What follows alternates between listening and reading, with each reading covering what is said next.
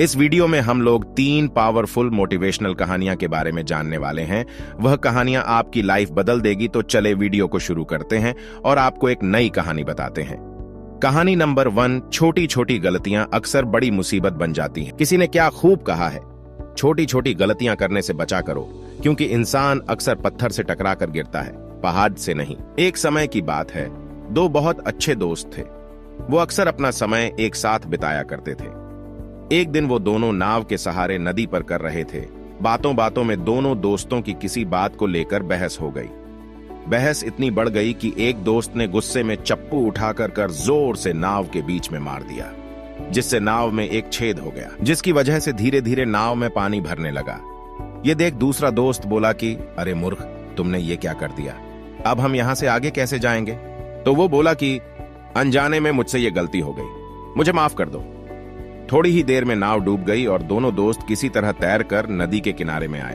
तब दूसरा दोस्त बोला कि तुम्हारी छोटी सी गलती की वजह से आज हमारी जान भी जा सकती थी। ये छोटी सी इंस्पिरेशनल स्टोरी ये बात सिखाती है कि हमें अपनी लाइफ की हर छोटी से छोटी गलतियों पर ध्यान देना चाहिए। लाइफ में हम बहुत सी ऐसी गलतियां करते हैं जो दिखने में बहुत छोटी होती हैं, लेकिन कभी कभी ऐसी गलतियां हमारी लाइफ की सबसे बड़ी मुसीबत बन जाती हैं। जितना हो सके छोटी गलतियां करने से बचना चाहिए। ये छोटी छोटी गलतियां अक्सर बड़ा रूप ले लेती हैं।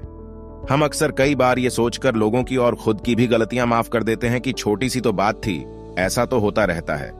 लेकिन जब वो बात बड़ी बन जाती है, फिर उस वक्त हमें अफसोस होता है। गलती भले ही छोटी हो या बड़ी, ये बात हमेशा याद रखना कि गलती तो एक गलती होती है। ये बात वक्त रहते इंसान समझ जाए तो उससे अच्छी बात और क्या हो सकती है। कहानी नंबर 2, वैल्यू ऑफ 1 रुपीज। बहुत समय पहले की बात है। एक व्यक्ति था जो भगवान को बहुत मानता था और दिन रात भक्ति में डूबा रहता था। एक दिन वह भगवान के दर्शन करने के लिए एक बड़े पहाड़ पर चढ़ा। बहुत ऊंचाई पर पहुंचकर उसने पूजा करनी शुरू कर दी और बोला, भगवान, मैं जानता हूं कि आप यही निवास करते हैं, कृपा कर मुझे अपने दर्शन दो। उसकी भक्ति से खुश होकर भगवान ने उसे अपने दर्शन दिए। वो भक्त बहुत खुश हो गया। भगवान को देख उस भक्त ने एक सवाल पूछा कि भगवान, आपके लिए दिन, महीनों और सालों की वैल्यू क्या है?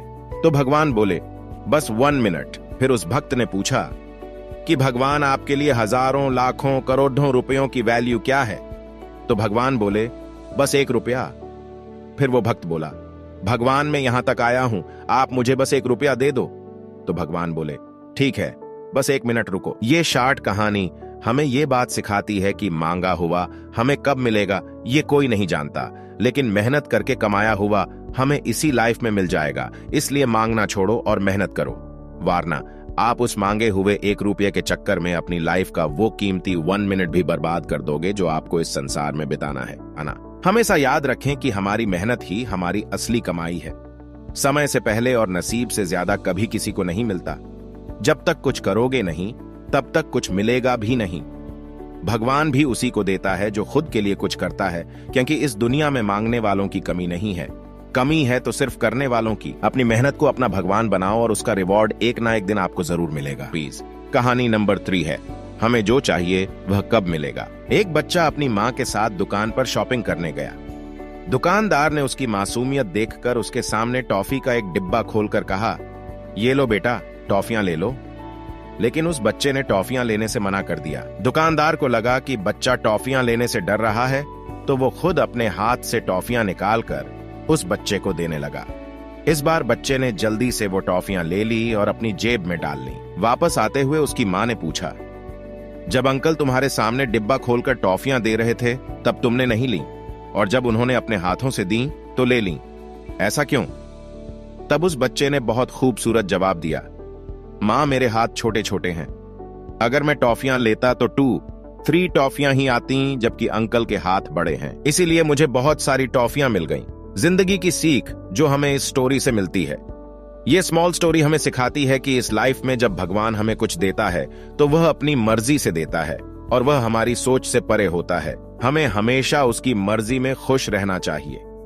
क्या पता वह किसी दिन हमें पूरा समुद्र देना चाहता हो और हम हाथ में चम्मच लेकर खड़े हों। इसलिए अपने कर्मों और ऊपर वाले पर हमेशा भरोसा रखें। सही वक्त आने पर वो आपको भी वो सब कुछ देगा जिसके लायक आप होंगे। अपनी जिंदगी में किसी चीज के खो जाने या ना मिल पाने का गम कभी ना करें, क्योंकि हमें ऊपर वाला वही देता है जो हमारे लिए सही होता है।